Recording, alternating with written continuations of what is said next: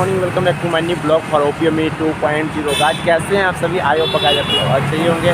और गाइस आज का ब्लॉग कुछ ज़्यादा ही लोगों ने बोला क्योंकि गाइस आज हम लोग कुछ ज़्यादा ऐतिहासिक जगह दिखाने जा रहे हैं और ये ब्लॉग बहुत ज़्यादा ही नॉलेजेबल होगा और इतिहास हिस्टोरिकल होगा। और गाइस आज हम लोग दिखाने जा रहे हैं पटना का गोलघर। पटना का गोलघर कितना पुराना है आप लोग अंदर ही करते होंगे। और गाइस चलिए चलते हैं और गाइस बस ब्लॉग पर जरूर बने रहना।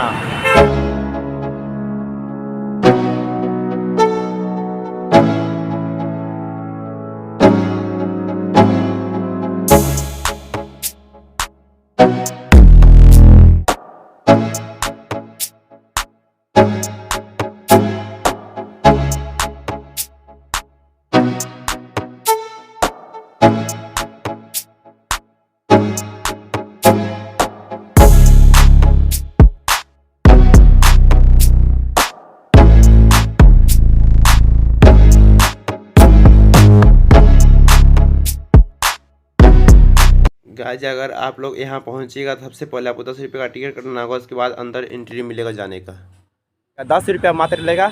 इस तरह का टिकट दिया जाएगा गाइज और उसके बाद अंदर आने का प्रवेश दिया जाएगा। और उसके बाद चलिए गाइज हम टिकट कटा लिए हैं और अंदर आ गए हैं और आप लोग को दिखाते हैं। बस ब्लॉक बने रहना।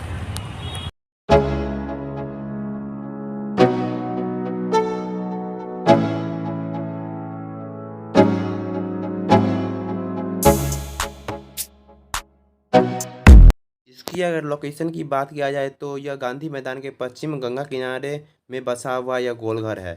और इसकी अगर ऐतिहासिक बात किया जाए 1770 में भुखमरी आया था तो ब्रिटिश सरकार ने दिमाग लगा के एक अनाज रखने के लिए भंडारण के लिए एक गोलघर बनाया गया।